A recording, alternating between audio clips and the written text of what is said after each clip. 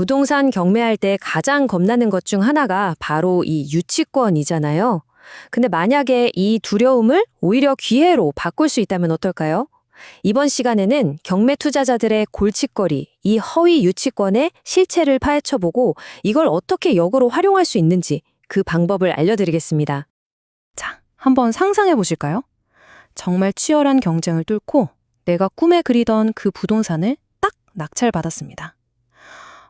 이제 다 끝났다. 안심하는 바로 그 순간 갑자기 이전 임차인이 나타나서 유치권을 주장하는 겁니다.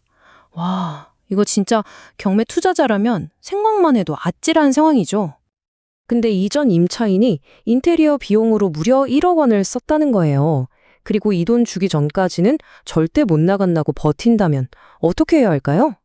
이렇게 억소리 나는 유치권 신고는 보기만 해도 숨이 턱 막히는 아주 현실적인 위험입니다.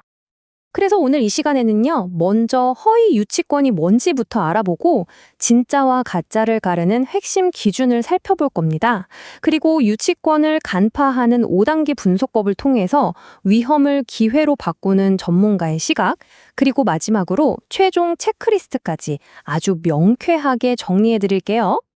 자, 그럼 첫 번째 주제, 허위 유치권의 함정부터 자세히 들여다보겠습니다. 도대체 왜 이런 일이 벌어지는 걸까요? 그 문제의 핵심은 바로 유치권을 주장하는 비용의 성격에 있습니다. 사실 문제의 핵심은 아주 간단해요.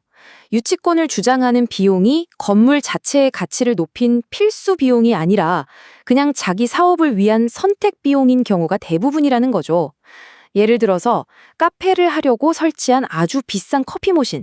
이게 카페 사장님한테는 중요하지만 건물 자체의 가치를 객관적으로 높였다고 할 수 있을까요?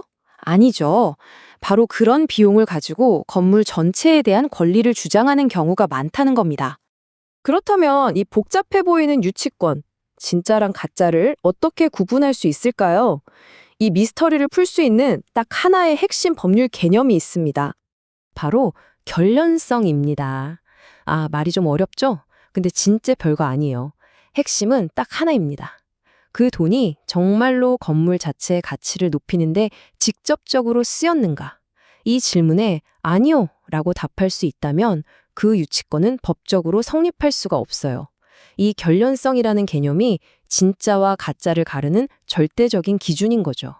법원에서는 이 결련성을 판단하려고 비용의 성격을 두 가지로 나눠요. 건물과 하나가 돼서 가치를 높이는 부합물, 그리고 그냥 독립된 물건인 부속물이죠. 예를 들어 낡은 창문을 새 걸로 바꿨다. 이건 누가 봐도 건물의 가치가 올라가는 거잖아요. 이런 게 부합물이고요. 반면에 카페 하려고 만든 예쁜 진열장은 다음 세입자가 만약에 사무실로 쓴다면 그냥 짐이 될 수도 있는 거잖아요. 이게 바로 부속물인 거죠. 법원은 바로 이 객관적 가치 상승 여부를 보고 유치권 성립을 판단하는 겁니다. 자, 이제 핵심 개념을 이해하셨으니까 여러분이 직접 탐정이 되어서 사건을 파헤쳐볼 시간입니다. 제가 아주 실질적이고 바로 써먹을 수 있는 5단계 분석법을 알려드릴게요. 자, 여러분이 쓸 탐정 도구는 총 5가지입니다. 공사의 종류를 구별하고, 계약서를 확인하고, 현장을 조사하고, 시점을 검증한 뒤에 마지막으로 전문가의 확인을 받는 거죠. 그럼 지금부터 하나씩 자세히 들여다볼게요. 첫 번째 단계는요, 바로 질문을 던지는 겁니다. 유치권자가 제출한 공사 내역서를 딱 받아들고 스스로에게 물어보는 거예요. 이 공사가 정말 건물 자체를 위한 거였나? 아니면 그냥 자기 사업 예쁘게 꾸미려고 한 인테리어였나? 모든 분석은 바로 이 질문에서 시작됩니다. 두 번째는 서류 조사입니다. 여기서 아주 중요한 단서가 나오는데요.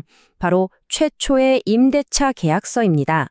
많은 경우에 정답은 저기 계약서의 아주 작은 글씨 안에 숨어 있거든요.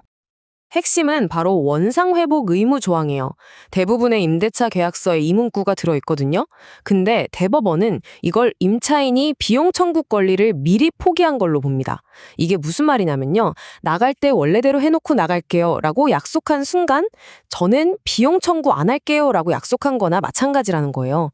애초에 청구할 권리가 없으니 유치권이고 뭐고 주장할 수가 없게 되는 거죠. 이게 진짜 허위 유치권을 무너뜨리는 가장 강력한 카드 중 하나입니다. 세 번째 단계는 이제 직접 발로 뛸 차례입니다. 현장으로 나가는 거죠. 서류만 믿지 마시고 여러분의 눈으로 직접 확인해야 합니다. 유치권자가 주장하는 그 공사가 정말 건물의 가치를 높인 건지 아니면 그냥 자기 장사를 위한 투자였는지 현장은 거짓말을 하지 않거든요. 현장에 갔는데 이런 것들이 보인다. 그럼 딱 감이 와야 합니다. 식당 하려고 만든 전용 주방 설비, 카페의 그 감성적인 인테리어, 옷가게의 화려한 조명. 이 모든 것들은 건물 자체보다는 특정 사업의 성공을 위한 투자잖아요. 그렇죠? 법원도 이걸 아주 잘 알고 있기 때문에 이런 비용들을 근거로 한 유치권은 거의 인정해주지 않습니다. 네 번째 단계는 시간, 바로 타이밍을 확인하는 겁니다. 유치권이 법적으로 인정받으려면 아주 중요한 시간적 요건이 있어요. 바로 경매가 시작된다는 등기가 이루어지기 전에 점유를 시작했어야 한다는 겁니다. 만약에 이 시점을 놓쳤다?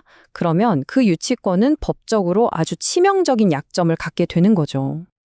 자, 그리고 마지막 5번째 단계. 혼자서 모든 걸 다 짊어지려고 하지 마세요. 지금까지 여러분이 분석한 내용을 들고 전문가를 찾아가서 확인을 받는 겁니다. 전문가의 검토는 여러분의 분석에 확신을 더해주고요. 겉보기에는 엄청 무서워 보였던 그 유치권이 사실은 얼마나 허술한 주장이었는지 명확하게 보여줄 겁니다. 자, 이제 모든 퍼즐 조각이 맞춰졌습니다. 이 지식을 가지고 나면 이제 이 유치권이라는 문제를 완전히 다른 각도에서 볼 수 있게 돼요. 이게 바로 위험이 기회로 바뀌는 아하의 순간입니다. 똑같은 유치권을 봐도요. 초보자는 아이고 저거 큰일 났다 피해야겠다 라고 생각하지만 전문가는 속으로 웃고 있을지도 몰라요. 아, 저것 때문에 경쟁자들이 다 떨어져 나가겠구나. 싸게 살 좋은 기회다. 이렇게 생각하는 거죠. 이 차이를 만드는 거, 그게 바로 우리가 지금까지 이야기한 지식의 힘입니다. 자, 그럼 지금까지 배운 모든 내용을 딱 압축해서 여러분이 실제 경매에 뛰어들기 전에 바로 써먹을 수 있는 최종 액션 플랜을 드리겠습니다.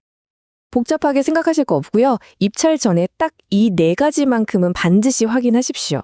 첫째, 그 돈이 건물 자체를 위한 건지 그냥 장식품을 위한 건지 따져보세요. 부합물인지 부속물인지. 둘째, 계약서부터 찾아서 원상 회복 조항이 있는지 보세요. 셋째, 현장에 직접 가서 공사의 진짜 목적이 뭔지 눈으로 확인하시고요. 그리고 마지막으로 이 모든 분석을 바탕으로 입찰 전에 전문가에게 꼭 검증을 받으세요. 이 4단계가 여러분을 안전한 투자로 이끌어줄 겁니다. 오늘 이 내용을 통해 여러분은 이제 허위 유치권을 꿰뚫어 볼 수 있는 아주 강력한 무기를 손에 넣으셨습니다. 이제 앞으로 여러분 앞에 나타나는 유치권은 더 이상 두려움의 대상이 아닐 거예요. 자, 여러분의 눈에는 그 유치권이 피해야 할 리스크로 보이시나요? 아니면 남들은 보지 못하는 내가 잡아야 할 절호의 기회로 보이시나요? 이제 그 판단은 여러분의 몫입니다.